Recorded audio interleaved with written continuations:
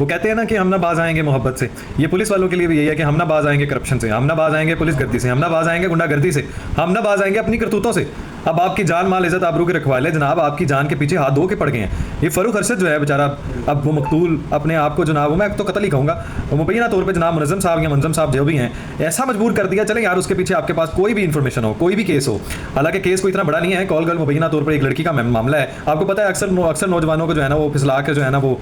Different call girls जो हैं वो बनाई होती है और इनकी डीलिंग होती है पुलिस के साथ। अब पुलिस जनाब की कार्रवाई हमेशा शुरू से एक ही रही है कि जनाब आगे से आपको रोक के फिर ब्लैकमेल स्टार्ट कर देते हैं। अब जनाब के साथ भी कुछ मुबैना तौर पर कुछ ऐसा ही हुआ है कि मुनज़्ज़म साहब जनाब आगे से रोकते हैं और इनको ले जाते हैं जनाब फैसल टाउन के, अपने वहाँ से आपने इनकी वीडियो भी देख सकते हैं कि जनाब इनको बिठाते हैं, इनकी गाड़ी में बैठते हैं जनाब, फिर इसके साथ एटीएम में जाते हैं, एटीएम के साथ जनाब पैसे निकलवाते हैं, पैसे निकलवाने के बाद आप इसको जो है ना अपने इचरा वाले फ्लैट में ले जाता है जहाँ पे पहले से ही नौकरी से बर्खास्त डिसमिस एहलकार जो है ना वो मौजूद हैं डॉल्फिन के, और मुअत्तल इजाज़ नामी है और आई थिंक सो एक और एक लड़का हमजा है। तो खैर गिरफ्तारी तो इनकी दो की होगी, एक अभी फरार है। खैर बात बताने का मकसद, जिस बेचारे ने अपनी जान से हाथ धो बैठा है जो, उसका कसूर क्या है, उसको ब्लैकमेल किया। इनका यही स्टाइल है, यही तरीकाकार है कि किसी भी तरह, अच्छा ये तो इनके बारे में एक और चीज़ बड़ी मशहूर है कि जनाब जिनका कत्ल हो और जिन्होंने कत्ल किया हो, ये दोनों से खाते हैं, कत्ल करने वाले से भी और कत्ल करवाने वाले से, दोनों, जिनका मरा होता है जिनका मारना होता है, दोनों से पैसे खाते हैं। यानी कि आपका कोई भी मामला हो, पैसे लेने का मामला हो, कत्ल का मामला हो, प्रॉपर्टी का मामला हो, ये दोनों पार्टी से खाते हैं। ये ऐसे न्यूट्रल शहजादे हैं पुलिस, और आज तक इनकी करप्शन की कारस्तानियां कहानियां जो है ना अरूज पे हैं,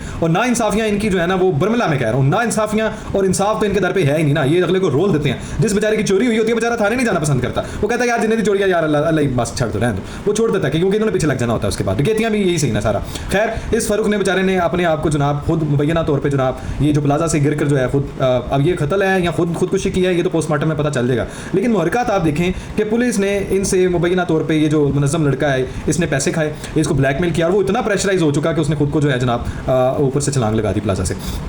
अब दूसरी तरफ आए जनाब आपके गंदापुर साहब जो हैं बदमाश, वो भी अब वो ऐसा शहजादा बंदा है कि जनाब मैं तो वैसे कहूँगा कि यार एक मुखलसाना जो है ना आपके लिए एक मशवरा है पीटीआई वालों के लिए, आपको बाहर से किसी ने इतना नुकसान नहीं पहुंचाया जितना आपको पीटीआई के अंदर रहने वालों ने नुकसान पहुंचाया। ये गंडापुर और इर्द वाले लोग जितने हैं जो किसी की माँ पे नाचते हैं, उंगलियों पे नाचते हैं, आपको किसी ने बाहर से क्या तोड़ना है, बाहर से क्या नुकसान पहुंचाना है, बाहर से आपका सियासी मुकाबला क्या होना है, आपको तो अंदर से तोड़ने वाले बैठे हैं। ये देखो बच्चों का संजय दत्त जो है, ये गंडापुर बदमाश वज़ीर आला, ये लोगों को 5-5 हज़ार दे के नारे लगवा रहा है। बच्चों का संजय दत्त कहता है मुझे लोगों को नारे लगाओ जी जिंदाबाद जिंदाबाद, और 4-5 बंदे पकड़ के जो है ना इसने इस्लामाबाद पे हावी होना था। मैं तो हैरान उस दिन से, जिस दिन से इसने कहा था मैं इस्लामाबाद में हमलावर होऊंगा, कब्जा कर लूंगा पूरे पाकिस्तान पे, तो ये ना तो ग्रिड स्टेशन बंद कर सके अल्लाह के बंदे, ना तो ऐसे ही फड़े मारने वाले। अब मेरा ख्याल है पख्तून भाई जो है ना वो इनको बहुत ज़्यादा चीज़ें समझ आने लग गई हैं कि जिस तरह उन बेचारों के साथ खेला गया है, जिस तरह हमें डिवाइड किया गया, अब उनको सारी चीज़ें समझ आने लगी हैं कि सिर्फ बढ़ के मारना और ये सिर्फ बड़े नारे लगवाना और हमारे लिए अमलन कोई काम ना करना, तो इनको काफ़ी चीज़ें जो है ना वो अंडरस्टैंड कर गए। खैर ये जो लोगों को पैसे दे के नारेबाजी लगवा रहा जिंदाबाद और ये इमरान खान जिंदाबाद बेचारा करवा रहा है और बच्चों का संजय दत्त बनकर फिरता है, लोगों को पैसे बांटता फिरता है, यही हाल इसका इलेक्शन में था कि इलेक्शन से पहले भी ये पैसे बांटता था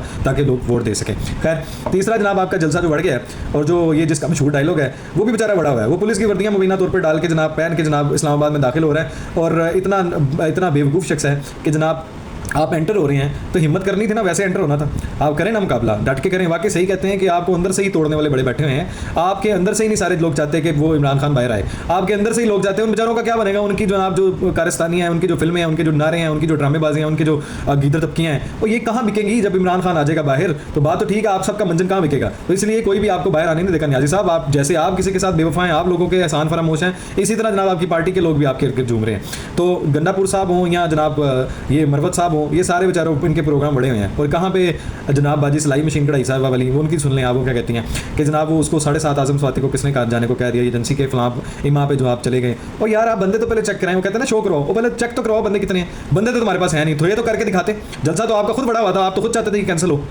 और ये जो फैज़ हमीद की गिरफ्तारी के बाद समा बना है ना, और फैज़ हमीद की गिरफ्तारी के बाद जितने जो है ना ताने बाने जुड़ रहे हैं और ये लोगों की दौड़े देखी हैं मैंने। अब ये सनम जवेद को देखें, ये जितनी बदतमीज़ और जितनी गाली गलोच और जितनी बदमाशियाँ और जितने डायलॉग्स इस बेचारी टिकटॉकर के पास थे, तो जहाँ पे आपने साइमा के साथ मरियम इकराम के साथ किया था सॉरी, तो ये सनम जवेद को भी टिकटॉकर आपने तो इसके लिए रिजर्व सीट लगा दी, तो एक टिकटॉकर को सीट देनी है। तो खैर एनी हो, ये जो आप आज इनकी भागने का स्टाइल देखें जनाब, ये कितने तंग आए हुए हैं, भागे हुए हैं कि अब अगर गिरफ्तारी होगी तो जनाब फिर पूरे जनाब लाहौर दिखेगा। तो ये लाहौर ना दिखने की जो है ना वो रीज़न की वजह से इनकी दौड़े देखें आप कि ये कितने डरे हुए हैं। हुए हैं। सिर्फ और सिर्फ एक ही मसला था, जो नेटवर्क काम कर रहा था फैज़ अमीन प्लस न्याजी गठजोड़, अब वो हो चुके हैं वहाँ। अब न्याजी साहब महात्मा साहब की स्टोरी जनाब सुन लें कि एक तरफ कुछ दिन पहले कहा जनाब ये फैज़ अमीन की गिरफ्तारी जो इंटरनल मैटर है, अब जनाब वो मिन्नतें तरले कर रहा है कि इसका ओपन ट्रायल करें, और दूसरी तरफ कहता है कि मुझे फर्क नहीं पड़ता, तीसरी तरफ कहता है कि इसको गिरफ्तार करके इसका ओपन ट्रायल करवाएं, इसको ना अगर ये ना किया तो ये आर्मी में रख के मिलिट्री ट्रायल के साथ जनाब इसके मुंह से कुछ निकलवाएंगे। तो भाई सब कुछ तो है ना जिसने निकलना है, तो यही तो हम कहते हैं कि बहुत कुछ है यहाँ पे निकालने के लिए जिसकी आपको टेंशन पड़ी हुई है। और जब से ये गिरफ्तार हुआ है बहुत से लोग जिनके पेट में दर्द फैल रही है,